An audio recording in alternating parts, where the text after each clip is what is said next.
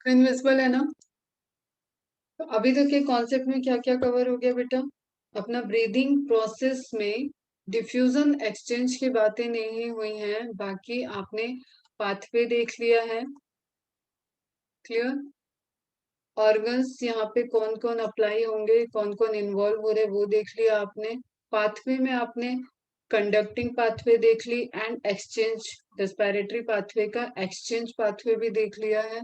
Organs देखा है, thoracic cavity को समझा है, थोरेसिक कैविटी के स्ट्रक्चर को समझा। वो तुम लोगों ने वीडियो देखी, जो वीडियो शेयर की थी उस दिन रात में मैंने, thoracic cavity and the muscles, muscles कौन कौन सी मसल्स इन्वॉल्व हैं वो देख लिया आपने। Then pulmonary capacity, pulmonary volume, या in short I can write lungs, different volume, volume of lungs देख लिया, and on the basis of volume we calculated the lungs capacity. Okay इतने टॉपिक्स हो चुके हैं यहाँ पे कब, और कुछ बताया क्या मैंने? नहीं। ओके बच्चा, एमसीक्यू सॉल्व करो फास्ट फटाफट, संडे को टेस्ट होगा, पूरा चैप्टर संडे को आए, संडे में आएगा। आई विल ट्राई कि I will finish the chapter by Friday, but हो सकता है, पॉसिबल है कि डिजीज विजीज का कुछ कंट्रोल वाला पोर्शन सैटरडे तक जाए, तो आप पैरेलली पढ़ोगे तभी इस बार का टेस्ट आपका अच्छा हो पाएगा। ओके, ये समरी होगी, कितना आपने कवर कर लिया है, इन सब से रिलेटेड एमसीक्यूज अब डेली सॉल्व होने चाहिए, डेली सॉल्व करो। एंड कोई भी डाउट हो, कुछ भी मैकेनिज्म में प्रॉब्लम है तो पूछो। टाइम नहीं है तुम्हारे पास, मैं कह रही हूँ सामने से, तो मान लेना कि टाइम नहीं रहेगा इस बार टेस्ट का प्रिपरेशन करने का। अगर जो लोग भरोसे बैठे हैं कि चैप्टर खत्म होगा उसके बाद हम एमसीक्यू सॉल्व करेंगे, तो ऐसा कोई टाइम नहीं रहेगा। आपके पास फ्राइडे तक का टाइम है, आप फ्राइडे तक अपने मॉड्यूल के क्वेश्चन सॉल्व कर लो, एंड सैटरडे में आपको एक्स्ट्रा क्वेश्चंस दे दूंगी, आप उन क्वेश्चंस को और एक बार थोरली पूरे चैप्टर को एनसीईआरटी से मार्क करके, एंड आप पूरे चैप्टर को एक बार गो थ्रू हो लोगे, प्रीवियस ईयर के क्वेश्चन देख लो, एनसीईआरटी बेस्ड क्वेश्चन देख लेना है, एंड संडे को टेस्ट दे दो। Clear?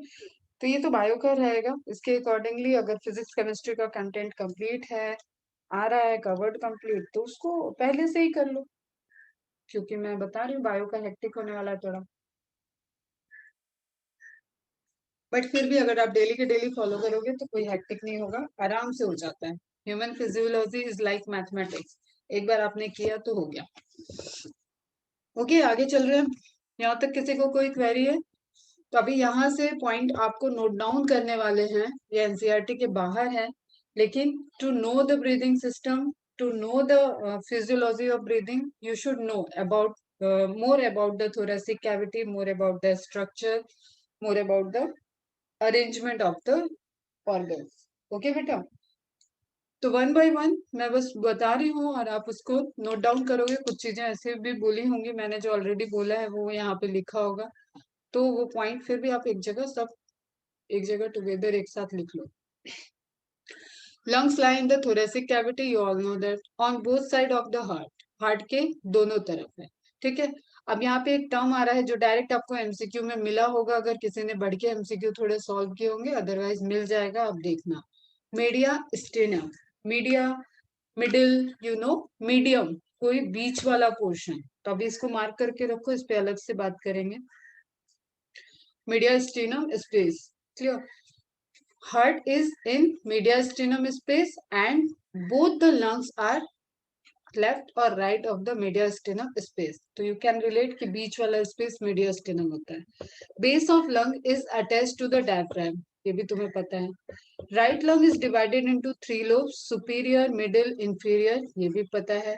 and left lungs is divided into 2 lobes, superior and inferior, जिनके ऑलरेडी नोट्स बन गई होंगी उनको लिखने की बिल्कुल भी जरूरत नहीं है। दिस पॉइंट इज इंपॉर्टेंट क्योंकि जब आप मैमल्स का कंपैरेटिव स्टडी करते हो, मैमल्स की स्टडी करते हो, तो आप एक मैमल एनिमल पे बात करते हो, ठीक है? तो you are not going to talk about कि फ्रॉग में किस तरीके से होगा ब्रीदिंग या क्या, वो सारा आपने एक रेस्पिरेटरी का इवोल्यूशन पॉइंट ऑफ व्यू से एनिमल किंगडम को एक क्विक रिवाइज किया. But when you are studying the human physiology then you will relate it with any mammals. तो रैबिट से रिलेट करके क्वेश्चंस आते हैं. मैंने पहले भी बताया तुम्हें कि रैबिट, हॉर्स, इन दोनों के क्वेश्चन आपको बहुत सारे प्रीवियस ईयर के क्वेश्चन मिलेंगे, ये पूछे जाते थे. बट अब नहीं आते हैं. फिर भी आप एक कंपैरेटिव रैबिट जो कि हमारे लेबोरेटरी में यूज होने वाला एनिमल है, जब आपको कुछ मैमल्स पे स्टडी करना हो तो रैबिट, रैट इन पे यूज होता है. ओके बच्चा, तो सिंपली देख लेना. The left lung is divided into two lobes. अब क्या पॉइंट दिया है वो देखो. In rabbit the left lung is divided into two lobes. ठीक है, अपना भी होता है टू लोब्स में. Left anterior and left posterior. कोई दिक्कत नहीं है इस पॉइंट पे. दिक्कत कहाँ है? Whereas the right lung has 4 lobes. अपने 3 लोब्स हैं. This is the important point. लेकिन रैबिट के लंग्स का पूछा है क्वेश्चन में, रैबिट पूछा है, मैमल्स पूछा है, तो और अगर सिर्फ मैमल्स पूछ के वो दोनों ऑप्शन को पूछ रहा है तो you go for the both option. 4 lobes in right lungs. ठीक है, present. In case of rabbit it is 4 lungs. In case of man it is human it is 3 lobes. Right anterior, right posterior and posterior azygus and anterior azygus, ये term है. ठीक है, anterior, posterior and azygus. बस note down करना है question के point of view से. Now term जो मार्क कराया मीडियास्टिनम, इसको समझ लो, इससे क्वेश्चन आता है. मीडियास्टिनम वो पोर्शन है जो कि एकदम सेंटर से पास हो रहा है.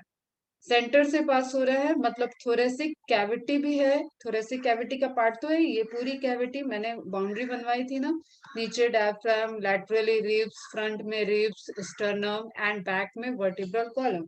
तो ये जो एयर टाइट कैविटी है वो तो है ही थोरेसिक कैविटी. लेकिन इस थोरेसिक कैविटी का भी सेंटर पोर्शन में लंग्स नहीं है. आपको पता है आपकी ट्रैकिया ऐसे आई, ऐसे गई, ऐसे डिवाइड हुई. क्लियर, ऐसे डिवाइड हुई ट्रैकिया. ट्रैकिया ट्री देखा सबने? वीडियो पूछा मैंने, वीडियो देखा क्या? तो इस तरीके से डिवाइड होके लंग्स आपके लेफ्ट और राइट साइड पे, बीच में स्पेस है. इतना नहीं है जितना यहाँ दिख रहा है, लेकिन स्पेस है. ओके, तो डायरेक्ट क्वेश्चन आता है कि मीडियास्टिनम पोर्शन में क्या क्या होता है. And mediastinum, what do you understand by the mediastinum space present in thoracic cavity. ठीक है, ओके बेटा. सुपीरियर वेना केवा, ये आप बड़ी वाली आर्टरीज, एरोटा, वेना केवा जो देख रहे हो ये इसमें आ जाती हैं, जो क्योंकि हार्ट से ही एकदम हार्ट को सप्लाई देती है और हार्ट से ही निकलती हुई होती हैं, बॉडी को जाएंगी. दैट्स वाई वो भी इसमें आती है. हार्ट इसमें आता है. क्लियर. थाइमस ग्लैंड इसमें आ जाती है. आपकी एसोफेगस यहाँ से पास हुई थी तो एसोफेगस आ जाएगा. आपका ट्रैकिया यहाँ से पास हो रहा है, ट्रैकिया आ जाएगा. ओके, तो एक छोटा सा नोट्स आपको बनाना है कि मीडियास्टिनम में क्या है. Is the space between both lungs inside the chest cavity. Thoracic cavity, chest cavity एक ही जैसा है. ओके, ठीक है. Mediastinum, the anatomical region, anatomic region या anatomical region located between the lungs. Direct match the column में आएगा, ध्यान रखना. That is not part of lungs. ठीक है, between the lungs that contains all the principal tissues and organs of the chest except the lungs. lungs को हटा दो. Mediastinum अगर आपने बीच में बोला तो बगल में लंग्स है. क्लियर, लंग्स को हटा दिया तो बाकी सारे वाइटल टिश्यूज और जो, क्योंकि हार्ट है, हार्ट तो आपका रेगुलेटरी सिस्टम, सर्कुलेटरी सिस्टम का है. क्लियर, सर्कुलेशन को रेगुलेट कर रहा है. बड़ी बड़ी वेना केवा और एरोटा वो भी वहीं से निकल रही है. थाइमस आपके इम्यून सिस्टम का ग्लैंड है. Thymus is very important. फिर आपका अगर लो अपर पोर्शन देखोगे तो आपका लैरिंग्स वाला पोर्शन भी आ जाएगा. तो लाइक एक ब्रॉडर रेंज है यहाँ पे. बहुत इंपॉर्टेंट इंपॉर्टेंट ऑर्गन्स प्रेजेंट है. Principal tissues and organ of the chest except the lungs. This is direct question. Mediastinum का पार्ट लंग्स नहीं होगा. अगर ट्रैकिया दिया है तो trachea will be the part of mediastinum. It extends from sternum. कहां से? फ्रंट में क्या था? स्टर्नम. और ब्रेस्ट बोन, चेस्ट बोन भी बोलते हैं, ब्रेस्ट बोन भी बोलते हैं, स्टर्नम, सब एक ही का नाम है जो आपका फ्रंट में स्केलेटल सिस्टम में, डिटेल में बात करेंगे इसको। Back to the vertebral column and is bounded laterally by the pericardium. Pericardium मतलब हार्ट की कवरिंग,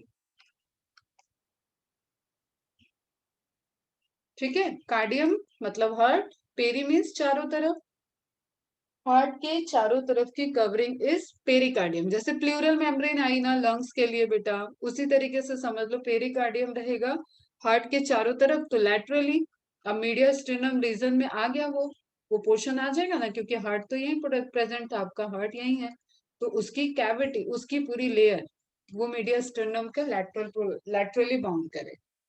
तो फ्रंट में extend from sternum breastbone back to the vertebral column, मतलब पूरी ही जो आप मिडल की कैविटी को बीच में निकाल दो वो सभी क्या हो जाएगा, mediastinum. The membrane enclosing the heart, ठीक है, पेरिकार्डियम को ही डिफाइन किया है, the membrane enclosing the heart, या you can simply write covering of heart, and the mediastinal pleurae membrane that are continuous with those lining the thoracic case, ठीक है। Pleural membrane का आपने देखा था ना, वो outer membrane, inner membrane, outer membrane जो था वो थोरेसिक कैविटी की तरफ था, रिब की तरफ था, एंड इनर मेम्ब्रेन जो था, आउटर मेम्बर था आपका parietal membrane, and internal inner की साइड में था विसरल मेम्ब्रेन जो लंग्स के लेयर को कवर कर रहा था, लंग्स को कवर करेगा, तो उसी में जो है वो प्लूरे का आउटर वाला जो है, ठीक है, that is also contribute in the form for the formation of mediastinum, क्योंकि मीडिया स्टीनम भी वही है, वही थोरेसिक कैविटी का पार्ट है। तो यहाँ से अगर ये मेम्ब्रेन ऐसे जा रही है थोरेसिक वाली, थोरेसिक की आउटर वाली, क्लियर, मतलब लंग्स के आउटर वाली जो थोरेसिक के साइड की है, तो वो मीडिया स्टेनम से भी जाएगी। Is it clear? Mediastinal pleura बोलेंगे उसको, membrane that are continuous with those lining the thoracic case, वही सिंपल, इधर से आया तो वो लंग्स के पास था तो उसको प्लूरी बोल दिया, और फिर मीडिया स्टेनम प्लूरी बोल दिया जहां पे मीडिया स्टेनम है, फिर दूसरे वाले लंग्स की तरफ चला गया तो फिर से लंग्स की प्लूरी हो जाएगी, लेकिन है तो वो थोरेसिक की membrane. Are you getting my point? समझ में आया ये वाला पॉइंट?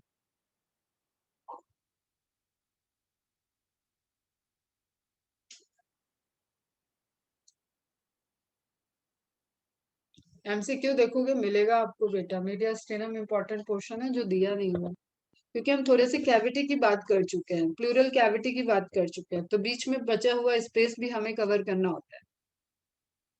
हार्ट पढ़ाते वक्त फिर से आएगा ये, तब मैं पूछूंगी और तुम बताओ।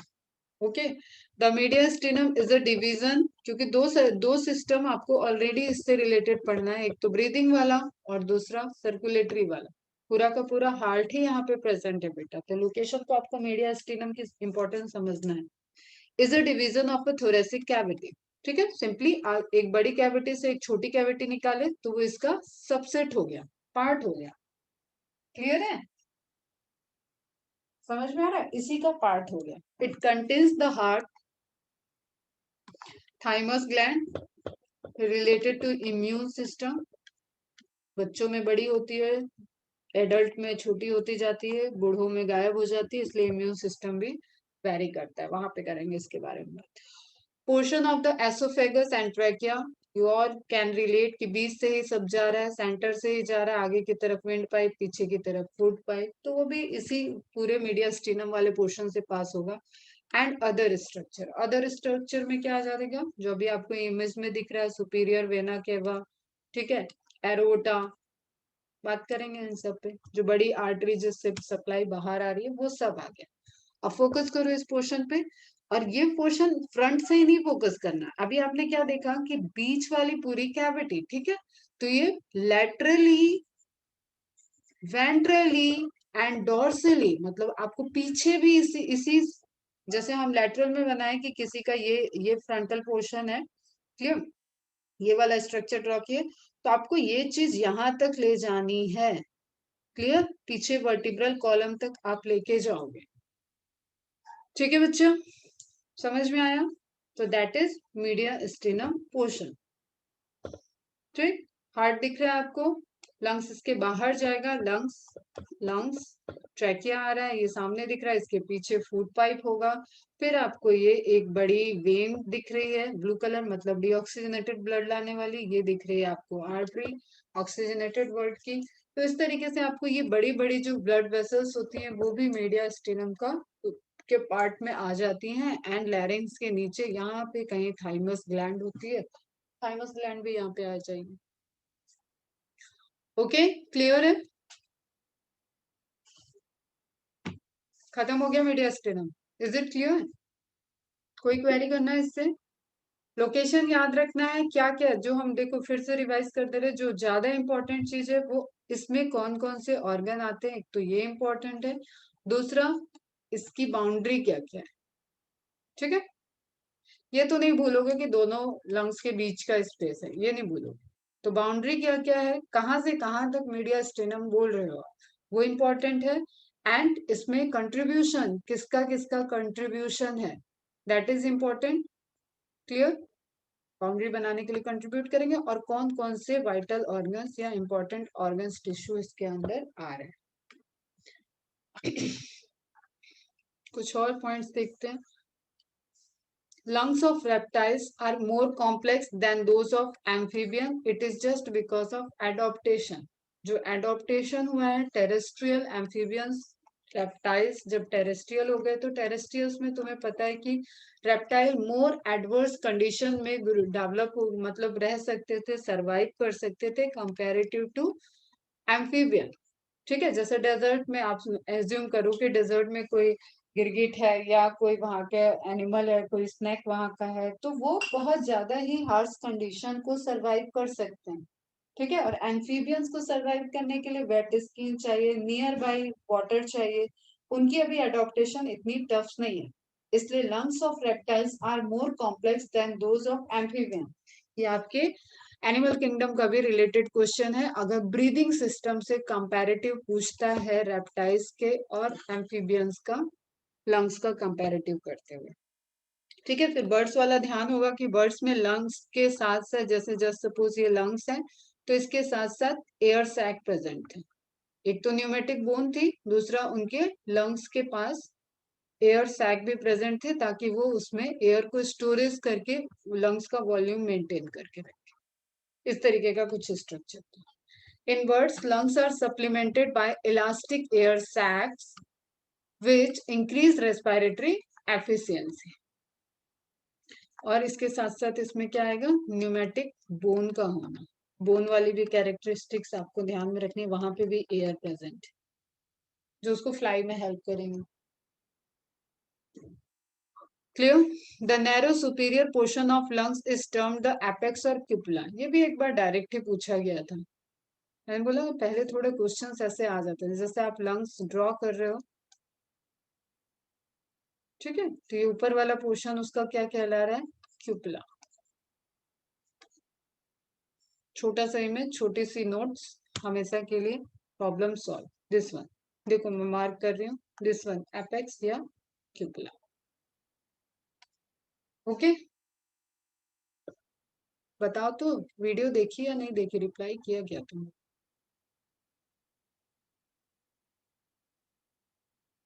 नहीं किया किसी ने रिप्लाई।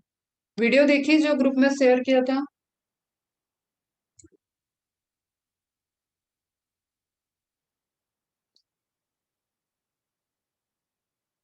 चलो नहीं देखी तो देख लेना, अभी हम उस पर बात नहीं करेंगे। ये पूरा पोर्शन उसमें अच्छे से दिखाया हुआ है, निकाल के एक मॉडल की तरह बना के उसको फिर एलेबोरेट किया हुआ है।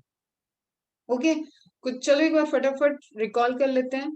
थायराइड में कार्टिलेज भी कभी कभी पूछा जाता है, थायराइड कार्टिलेज होता है, क्रिकॉइड कार्टिलेज होता है। फिर आपका आ जा रहा है ट्रैकिया में ट्रैकियल कार्टिलेज है, हाइलिन कार्टिलेज है, ठीक है। फिर आप उसका फिफ्थ थोरेसिक वर्टिब्री के सामने ही डिवीजन कर रहे हो ट्रैकिया को, लेफ्ट ब्रोंकस और राइट ब्रोंकस में। This is more accurate then bronchi, but आपको ब्रोंकस ही ब्रोंकाई ही यूज करना है क्योंकि एनसीईआरटी में दिया, ठीक है। Divided into three portion, right lobe के तरफ थ्री पार्ट में, 1 2 एंड 3, ठीक है। सुपीरियर, इंफीरियर और मिडिल वाले को सप्लाई जाएगी। देखो फिर से, सुपीरियर ये वाला सप्लाई, इंफीरियर ये वाला supply, and then middle supply. और यहाँ पे सिर्फ दो पार्ट में डिवाइड हो गया, 1 एंड 2। ठीक है, ठीक है, अपर लोब, लोअर लोब कह लो या सुपीरियर इंफीरियर कह लो, सब बात एक ही है। कार्डियक नॉच पता है हमको कहाँ दिखेगा, लेफ्ट में या राइट में? कार्डियक नॉच, फिर फिजर वर्ड भी बताया था मैंने, जहां पे ज्वाइंट होंगे वो सब फिजर होगा। हॉरिजॉन्टल होगा तो हॉरिजॉन्टल, डायगोनल होगा तो ऑब्लिक आप उसको बोलते हो। लेफ्ट में होगा, यस बेटा, बिकॉज वहां पे ही आपका हार्ट प्रेजेंट है। चलो आगे देखते हैं। अब प्लूरल फ्लूइड से रिलेटेड इंफॉर्मेशन है, वो भी नोट डाउन करनी है। प्लूरल फ्लूइड क्या कह रहे हैं यहाँ पे कि प्लूरल फ्लूइड इज ग्लाइकोप्रोटीन। पहली बात, जो प्लूरा मेम्ब्रेन के बीच में फ्लूइड रहा है उसमें ग्लाइकोप्रोटीन्स हैं मोस्ट अबंडेंट अमाउंट में, दैट्स व्हाई इनको हम ग्लाइकोप्रोटीन इन नेचर बोलते हैं। ग्लाइकोप्रोटीन को तोड़ोगे तो क्या हो जाएगा, बता दो फटाफट, what it means. And secreted by pleura, जो मेम्ब्रेन है, जो सेल्स वहां पे इन्वॉल्व है मेम्ब्रेन को बनाने में, उसी मेम्ब्रेन से सिक्रीट हो रहा है, आउटर और इनर के बीच में डिपॉजिट हो रहा है, वो हो गया प्लूरल फ्लूइड। क्लियर? तो secreted by pleura membrane and they are rich in glycoproteins, and glycoproteins is the combination of, very good, carbohydrate plus protein. Normally 10 to 20 ml of pleural fluid is similar in composition to plasma but lower in protein, is spread thinly over visceral and parietal pleurae. उनके बीच में रहेगा, उसका composition ध्यान में रखना है, function है maintain करेगी, शॉक एब्जॉर्बर से बचाएगी, एंड जो बार बार ये आपका रिब केस ऊपर नीचे हो रहा है, इसकी वजह से दोनों मेम्ब्रेन के बीच में अगर ये फ्लूइड नहीं होता तो लंग्स की मेम्ब्रेन डैमेज कर जाती, लंग्स की कैविटी की वॉल डैमेज करती। ठीक है, प्लूरा डैमेज करती, तो फ्रिक्शन से प्रिवेंट करने के लिए, डैमेज से प्रिवेंट करने के लिए एंड शॉक एब्जॉर्बर की तरह ये प्लूरा फ्लूइड वहां पे वर्क करता है, and that is related to some diseases. इसमें कम ज्यादा होना या इनमें इन्फ्लेमेशन होना भी डिजीज कंडीशन को, डिसऑर्डर को बताता है। Pleural fluid lubricate the pleura, lubricate करता है। दिस इज लाइक कि आपने कभी बाइक वगैरह को क्लोजली देखा हो तो वहां इंजन पे एक मोबिल ग्रीस जैसा, मोबिल ऑयल जैसा ब्रेक के पास लगा रहता है, तो वो सब क्यों है, ताकि लुब्रिकेट रहे वो फंक्शन, वो बार बार अगर आप बाइक चला रहे हो या स्कूटी चला रहे हो तो you will frequently you will hold that brake. Okay, वो सब आप जल्दी जल्दी दबाते हो, बार बार रिपीटेडली दबाते हो, दैट्स व्हाई उनको लुब्रिकेट करके रखा जाए, so that they may slide over each other without friction. Important point. This fluid reduces friction between the membrane when the lungs expand and contract in respiration. Pressure inside pleural cavity is -5, मतलब -5 mmHg का pressure होता है, and you know कि gases pressure को mmHg में major किया जाता है। यूनिट पता है तुम लोगों को ना?